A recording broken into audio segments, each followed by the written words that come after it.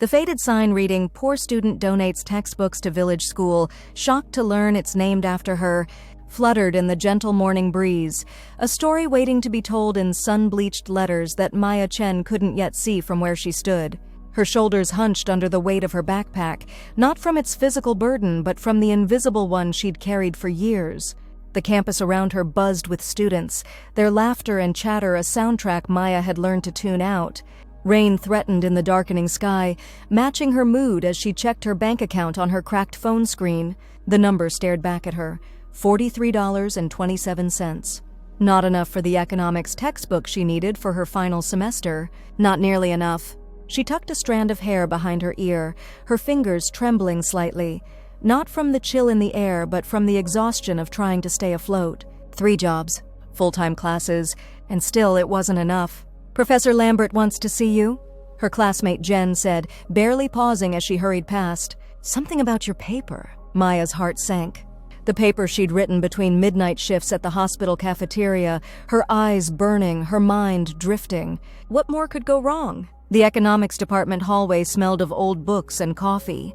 Maya's footsteps echoed against the linoleum as she approached Professor Lambert's office, her hands instinctively tugging at the frayed edges of her sweater sleeves, a nervous habit from childhood. "Come in," a voice called after her hesitant knock. Professor Lambert sat behind a desk stacked with papers, her silver-streaked hair pulled back in a tight bun. But it was the collection of textbooks piled on the corner of her desk that caught Maya's attention. Gleaming, new, expensive. "Your paper on microeconomic impacts in developing regions was exceptional, Maya," Professor Lambert said, her voice softening as she gestured toward the chair. "Especially given the circumstances." Maya felt heat rising to her cheeks. "Circumstances? I know you've been working 3 jobs. The financial aid office mentioned you've been struggling since your grandmother passed." The mention of Nai made Maya's throat tighten.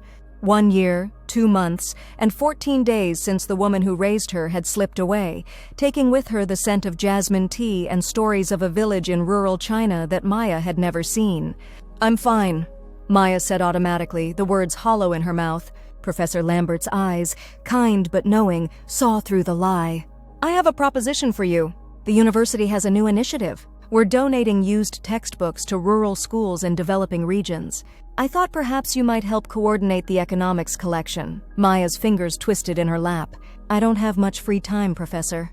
"It comes with a stipend, and first pick of the professor-donated texts for your own use." The offer hung in the air between them, a lifeline Maya couldn't afford to refuse. Behind Professor Lambert, through the rain-streaked window, the campus clock tower chimed once, twice, 3 times, marking another hour survived. "When do I start?" Maya asked, her voice barely audible above the rain now pattering against the glass. "Today, if you can." The storage room in the basement of the economics building smelled of dust and forgotten things. Maya sneezed as she flipped on the light, revealing shelves of textbooks, some new, most used, all representing knowledge she had fought so hard to access. For 3 weeks, she sorted books during whatever hours she could spare between classes and shifts. International economics, macroeconomic theory, development economics. Her fingers traced the embossed titles, mind-absorbing fragments of information as she worked. Late one evening, as campus emptied and shadows lengthened across the basement floor, Maya found herself alone with the books and her thoughts. A particularly worn copy of Economic Development in Rural Communities caught her eye. Opening it, she found handwritten notes in the margins, questions, insights, arguments with the text. Someone had truly engaged with these ideas, had cared deeply about how economics could transform lives. Without thinking, Maya slipped the book into her bag, along with the newer text Professor Lambert had set aside for her. She would return it, of course, but tonight, she wanted to read those margin notes, to connect with that unknown mind that had wrestled with the same questions that kept her awake at night. Her apartment was really just a room, a twin bed, a desk salvaged from a curb, a hot plate balanced precariously on a plastic storage bin. The radiator clanked and hissed, struggling against the early December chill. Maya wrapped herself in the quilt Nai had made, the familiar patterns offering comfort as she opened the borrowed book. The margin notes were in a precise, elegant script. Page after page of observations about rural economic development, particularly in Chinese villages. Maya's heart quickened when she saw a familiar name, Longhua.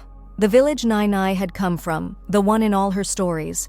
A case study of educational impact in Longhua Village shows transformative community outcomes with minimal resource input. One note read, another, literacy rate increase correlates with 17% economic growth over 5 years, statistically significant beyond predicted models.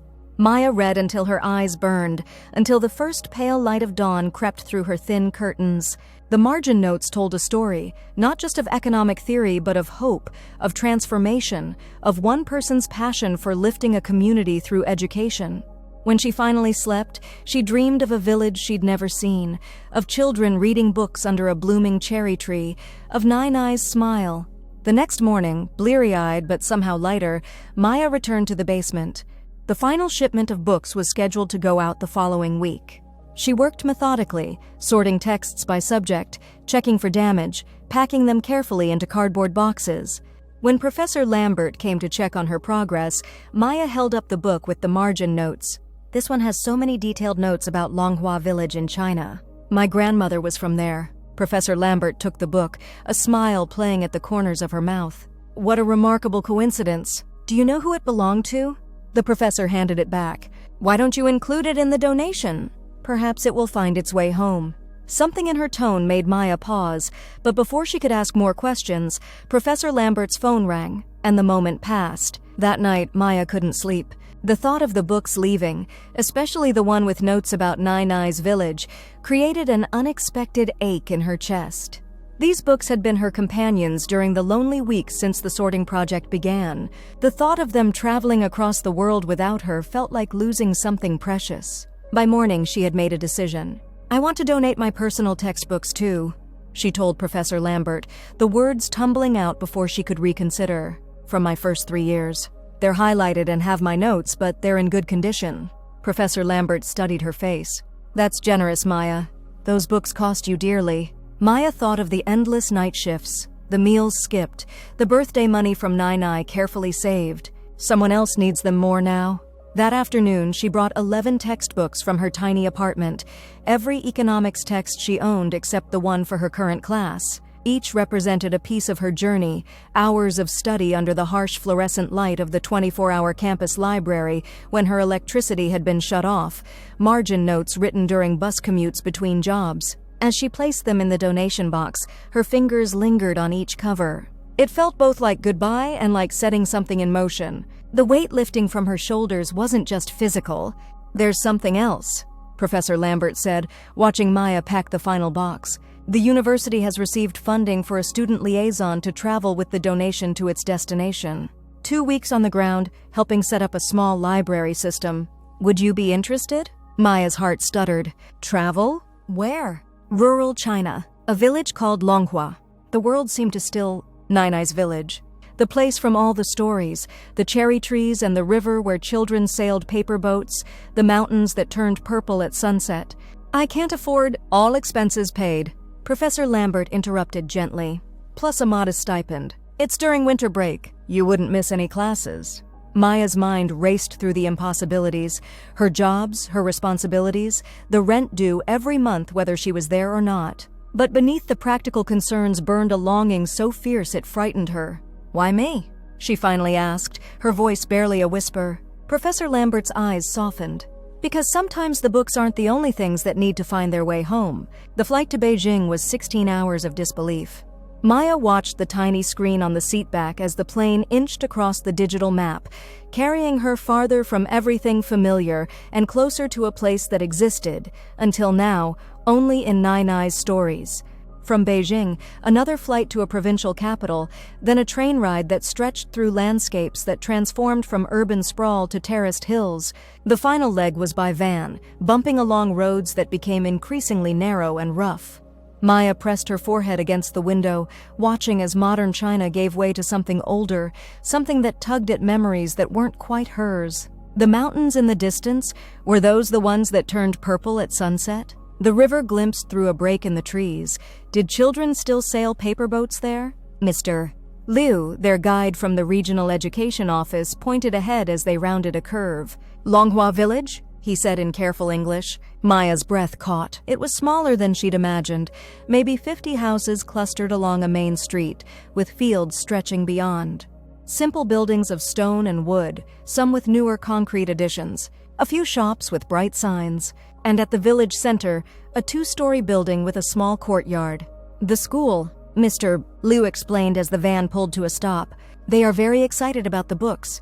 Maya's legs felt unsteady as she stepped from the van. The air smelled different here, cleaner, with hints of wood smoke and something floral. Chickens scratched in the dirt nearby. An old man on a wooden stool watched their arrival with undisguised interest. A small crowd had gathered in front of the school. Children in navy blue uniforms, teachers, parents, all watching as the van doors opened and the first boxes of books were unloaded. A woman stepped forward, middle-aged, with a straight posture and kind eyes. "Welcome to Longhua," she said in accented English. "I am Headmistress Wu.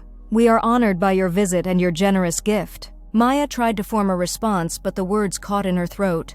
This was real. This was Nai Nai's village. These were the people from her stories. The headmistress smiled at Maya's silence. "You must be tired from your journey. There will be time for formal introductions later. First, rest." Maya was led to a small guest house at the edge of the village, simple but clean, with a narrow bed, a desk, and a window that overlooked fields of winter wheat. She sat on the edge of the bed, overwhelmed by the strangeness and the familiarity of it all. A soft knock at the door startled her. A young woman stood there, perhaps a few years younger than Maya, holding a tray with a teapot and a bowl of rice. "I am Lin," she said shyly in English. "I teach English at the school. Headmistress Wu asked me to make sure you have everything you need." "Thank you," Maya said, accepting the tray. "It's beautiful here." Lin smiled. "It is home." She hesitated, then added, "You are the first American to visit our village in many years." Maya set the tray down. "I'm not exactly... My grandmother was from here. Chen Meiling. She left in the 1960s. Lin's eyes widened. "Chen Meiling? But that is..." She stopped abruptly. "You should rest. Tomorrow we'll be busy with the books." Before Maya could ask what Lin had been about to say, the young teacher had backed out of the room with a polite bow. Maya sat by the window, sipping tea that tasted of earth and flowers, watching as dusk settled over Longhua. Somewhere in this village, Nai Nai had been a child. Had run through these fields, had looked up at these same mountains. The thought was both comforting and painful. For the first time since Nai Nai's death, Maya allowed herself to really cry, deep, shuddering sobs that seemed to come from some hidden place inside her. Grief for the grandmother she'd lost, for the connection to this place that had been severed long before she was born, for all the questions she'd never thought to ask while Nai Nai was alive. When the tears finally subsided, she felt emptied out but somehow cleaner. Outside her window, the mountains had indeed turned purple in the fading light, just as Nai Nai had always described. The next morning brought a flurry of activity. The books had been moved to the school's main hall overnight, and Maya found herself surrounded by eager helpers, teachers and older students all pitching in to unpack, sort, and shelve the donated texts. Headmistress Wu had arranged the books by subject, with special areas for different grade levels. "Many of our students have never seen books like these," she explained as Maya helped shelve a set of biology textbooks. "It will open new worlds for them." Maya nodded, watching as a group of young students peeked around the doorway, their eyes wide with curiosity. "My grandmother would have been so happy to see this." The headmistress gave her a long look. "Chen Meiling's granddaughter. Yes, there is a resemblance." "You knew her?" Everyone in Longhua knew Chen Meiling. Something in her tone suggested there was more to the story, but before Maya could ask, they were interrupted by a commotion at the door. An elderly man had entered, leaning heavily on a wooden cane. The room fell silent as he made his way slowly toward Maya, his weathered face creased with age but his eyes sharp and alert. "Elder Chen," Headmistress Wu said respectfully, inclining her head. "This is Maya Chen from America." The old man studied Maya's face with an intensity that made her want to look away. Then, to her surprise, he reached out a gnarled hand and touched her cheek gently. "Meiling's eyes," he said in Mandarin, his voice cracking with emotion. "You have her eyes." Maya understood just enough of the language, fragments remembered from Nai Nai's lessons, to grasp his meaning. "You knew my grandmother?" she asked in halting Mandarin. "She was my sister," he replied. The world seemed to tilt beneath Maya's feet. A great-uncle she never knew existed. A piece of Nai here, alive in front of her. Later, in Elder Chen's small house at the edge of the village, Maya sat across from him at a low table, a faded photograph between them. A young Nai smiled from the image, her arm around a boy who must have been her brother. "Why didn't she ever tell me about you?" Maya asked, the question that had been burning in her since the revelation. Elder Chen sighed, his fingers tracing his sister's face in the photograph. The Cultural Revolution separated many families. Your grandmother was sent to the city for education. I stayed to work the land. Then came the opportunity for her to go to America. He trailed off, lost in memories. But after? Why no contact? At first letters, then silence. His eyes met hers. Perhaps it was too painful for her to remember what was lost. Sometimes it is easier to tell stories than to face the truth of separation. Maya thought of Nai's stories about Longhua, always beautiful, always nostalgic, but never including mention of a brother left behind. How much pain had her grandmother carried beneath the smiles and jasmine tea? She never forgot this place, Maya said softly. She told me about the mountains that turn purple at sunset, the river where children sail paper boats. Elder Chen's eyes glistened. And did she tell you about the school? Only that she learned to read there. He smiled, a secret sort of smile. There is more to that story. But first you must continue your work with the books. Some stories reveal themselves in their own time. The next few days fell into a rhythm. Mornings at the school, helping organize the books and showing teachers how to use the simple catalog system Professor Lambert had designed. Afternoons exploring the village with Lin as her guide. Evenings with Elder Chen, piecing together the puzzle of Nai's life before America. On the fourth day, as Maya was shelving the last of the economics textbooks, she came across the worn copy with the margin notes about Longhua. She had almost forgotten about it in the whirlwind of travel and discoveries. Headmistress Wu, she called, holding up the book. Who might be interested in this one? It has specific notes about Longhua's economic development. The headmistress took the book, her expression changing subtly as she recognized the handwriting. Where did you get this? It was in the university collection. I noticed it because it mentioned my grandmother's village. Headmistress Wu ran her fingers over the notes in the margins, her touch almost reverent. These are Professor Chen's notes. Professor Chen? Your grandmother. Before she left for America, she was a teacher here, the first woman from Longhua to receive higher education. She looked up, her eyes intense. You really don't know, do you? Maya felt as though she were standing on shifting ground. Know what? Instead of answering, Headmistress Wu led her through the school to a small room at the back, an office of sorts, with a desk and bookshelves. On the wall hung a framed photograph of a young woman in front of a much simpler version of the school building. The same woman from Elder Chen's photograph. Nai. Beneath it, a plaque in Chinese characters. What does it say? Maya asked, though something in her already knew the answer. The Chen Meiling Memorial School, Headmistress Wu translated softly. Named in honor of our founder. The word echoed in Maya's mind, impossible yet undeniable. But how? She left China when she was young. She never mentioned founding a school. The headmistress gestured for Maya to sit. The original school in Longhua was destroyed during the Cultural Revolution. When your grandmother reached America, she did not forget us. For 20 years she sent money, small amounts at first, then more as she could afford it. Enough to rebuild the school, to buy books, to pay teachers. Maya's mind reeled. Nai had never had money to spare. She'd worked as a seamstress in Chinatown, living simply, saving everything she could to put Maya's mother through college, and later to help with Maya's education. That's not possible, Maya whispered. We never had much money. Perhaps not, Headmistress Wu acknowledged. But she gave what she had. Sometimes wealth is measured differently. She opened a drawer in the desk and removed a bundle of letters, tied with faded red string. These came with her donations. The last one arrived shortly before her passing. With trembling hands, Maya untied the string. Dozens of letters in Nai's distinctive handwriting, some on proper stationery, others on the backs of flyers or torn notebook pages. Evidence of a connection maintained in secret for decades. The first letter, dated 1973, My dear friends in Longhua, I send what I can. It is not much, but perhaps it will buy books for the children. Education saved me. It can save our village, too. Maya read letter after letter, tears blurring her vision. Through Nai's words, a different story emerged than the one she'd known. Her grandmother had worked extra shifts, had gone without, had sacrificed comfort, not just for her own family in America, but for the village she'd left behind. Why didn't she ever tell me? Maya asked, the question directed as much to herself as to the headmistress. Some acts of love are done quietly, Headmistress Wu replied. Perhaps she did not want recognition. Perhaps she felt it was simply her duty. That evening, Maya sat with Elder Chen in his small garden, watching as the mountains turned their famous purple in the sunset light.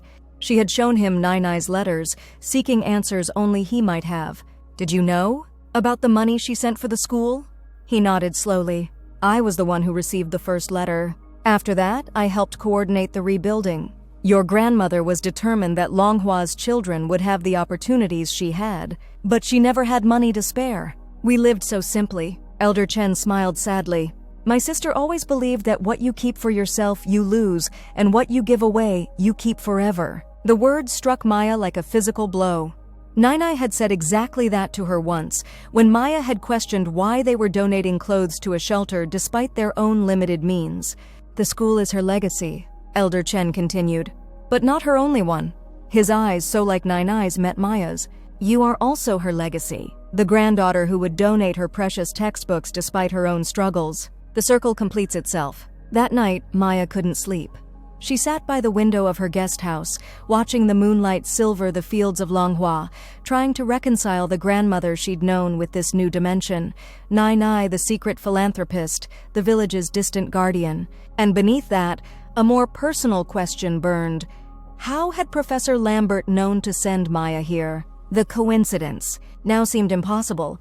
Had she known about the connection between the American student working 3 jobs to stay in school and the Chinese village with a school named after her grandmother? The next morning, Maya sought out Headmistress Wu before the school day began. The university professor who organized this donation, Professor Lambert. Has she been in contact with the school before? The headmistress smiled. Professor Lambert was a student of your grandmother's many years ago. When Chen Meiling became ill, she made her promise to maintain the connection to Longhua. The book donation program was her way of honoring that promise. Another piece of the puzzle clicked into place. Professor Lambert had known exactly who Maya was from the beginning, had created the book sorting position specifically for her, had engineered this journey home. Why all the secrecy? Why not just tell me? Some gifts must be discovered, not given. Headmistress Wu said, Your grandmother understood this. So does Professor Lambert. The remainder of Maya's time in Longhua took on a dreamlike quality. Each day brought new revelations, new connections. She learned that the reason so many villagers spoke basic English was because Nai-Nai had insisted on English education from the beginning, believing it would open doors for the children. She discovered that several graduates of the Chen Meiling School had gone on to universities in Beijing and Shanghai, bringing back knowledge and opportunities to the village. One had become a doctor and established the village's first proper clinic. Another had studied agricultural science and helped modernize the local farming techniques. Lin, the young English teacher, revealed that she was one of those success stories. My parents were farmers. Without this school, without the scholarship your grandmother established, I would never have attended university. The scholarship, another secret generosity Maya had never known about. In the evenings, she continued to spend time with Elder Chen, absorbing his stories, filling in the gaps in her knowledge of Nai-Nai's early life. She learned that her grandmother had been a bright but rebellious child, always questioning traditions, always reading whatever books she could find. Even then, she believed education was the path to freedom, Elder Chen told her. When the opportunity came for her to study in the city, our parents wanted her to stay in the village, to marry, to follow tradition. But Meiling had other ideas. Maya smiled, recognizing the stubborn determination that had characterized Nai-Nai until her final days. She was right about education, Maya said. It changed her life. And through her, it changed mine. And now, through you, perhaps it changes more lives. Elder Chen nodded toward the school, where lights still burned as teachers prepared for the next day. The books you brought, your books, they are already being used. I saw the mathematics teacher studying one this afternoon, planning new lessons. Maya thought of her economics textbooks, the ones she had highlighted during long nights of study, the notes she'd scribbled in margins while riding the bus between jobs. Those words, those ideas, now in the hands of Longhua's children. Just as Nai-Nai's sacrifices had made Maya's education possible, Maya's small act of generosity was extending that legacy. The circle, as Elder Chen had said, completing itself. On her final evening in Longhua, the village held a celebration. Tables were set up in the school courtyard, laden with food prepared by the families. Lanterns hung from strings crisscrossing the space, casting warm light over the gathering. Maya sat at the head table with Elder Chen and Headmistress Wu, watching as children performed songs and recitations they had prepared in her honor. Their faces, eager, hopeful, full of possibility, reminded her of her own students from the tutoring center where she worked weekends. "We have a tradition in Longhua," Headmistress Wu explained as the performances concluded. "When someone makes a significant contribution to the village, we plant a tree in their honor." She gestured toward a corner of the courtyard where a sapling stood, freshly planted, its slender trunk supported by stakes. "A cherry tree," Elder Chen explained. "Like the one your grandmother loved as a child." Maya's throat tightened. She had no words to express what she was feeling, the sense of connection, of belonging, of finding a piece of herself she hadn't known was missing. Headmistress Wu seemed to understand. She stood, addressing the gathered villagers in Mandarin, then switching to English for Maya's benefit. "Today we honor not only our guest and her generous donation of books, but we recognize a connection restored. Maya Chen has returned to us a piece of her grandmother, and in doing so has reminded us that what we give away, we keep forever." The villagers applauded, many wiping away tears. Maya looked around at their faces, some bearing resemblances to her own, others completely foreign yet somehow familiar in their expressions. These people, this place, had been shaped by Nai-Nai's love and sacrifice, just as Maya had been. Later, as the celebration wound down and families began to drift home, Maya found herself alone by the newly planted cherry tree. She touched its slender trunk gently, imagining it years from now, strong, blooming, beautiful. "She would be proud of you," a voice said behind her. Lin, the young English teacher. "Not just for the books, but for making the journey." Maya smiled sadly. "I wish I had known about all she did for Longhua. I would have told her how amazing she was." "She knew," Lin said simply. "And now you know too. That is what matters." As Maya packed her bags the next morning, preparing for the long journey back to America, she found herself moving more slowly than necessary, reluctant to leave. 2 weeks had transformed Longhua from a place in Nai-Nai's stories to a real village with real people, people connected to her by invisible threads of history and love. Elder Chen came to see her off, his eyes damp but his smile warm. "You will return," he said, not a question but a statement of fact. "Yes," Maya agreed, surprising herself with the certainty she felt. "I will." As the van pulled away, Maya watched through the rear window as Longhua receded. The school, the houses, Elder Chen's diminishing figure, the mountains beyond. Not goodbye, she told herself. Just until next time. The long journey home gave her time to think, to process all she had learned. By the time her plane touched down in the United States, a plan had begun to form in her mind. Professor Lambert was waiting when Maya arrived at her office the following week, a knowing smile on her face. "How was your trip?" Maya set down her backpack and fixed her professor with a direct look. "You knew all of it. About Nai-Nai founding the school, about Elder Chen, about the connections." Professor Lambert nodded, unashamed. "Your grandmother was my mentor, Maya. She changed my life. When she became ill, she asked me to look out for you, but also to maintain the connection to Longhua.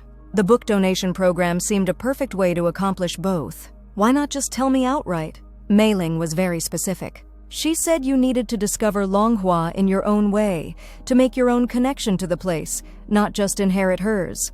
She smiled gently. Was she wrong? Maya thought about it, the gradual revelations, the growing sense of belonging, the personal discoveries that might have been different had she arrived knowing everything in advance. "No," she admitted. She wasn't wrong. "So," Professor Lambert said, leaning forward. "What now?" Maya took a deep breath. "I want to establish a scholarship for students from Longhua to study economics here. I don't have much money now, but after graduation when I'm working, a wonderful idea. The university has matching programs for international scholarships. I'd be happy to help you navigate the process. And I want to continue sending books. Not just used textbooks, but new ones too. Current editions." Maya's mind was racing ahead, seeing possibilities unfold. Maybe we could set up a digital connection too. Video classes, language exchanges. Professor Lambert smiled, her eyes crinkling at the corners in a way that suddenly reminded Maya of Nai-Nai. Your grandmother always said education was like a stone dropped in water. The ripples continue outward, affecting lives far beyond what we can see. As Maya left the economics building that day, the late afternoon sun cast long shadows across the campus. Students hurried past, intent on their own journeys, unaware of hers.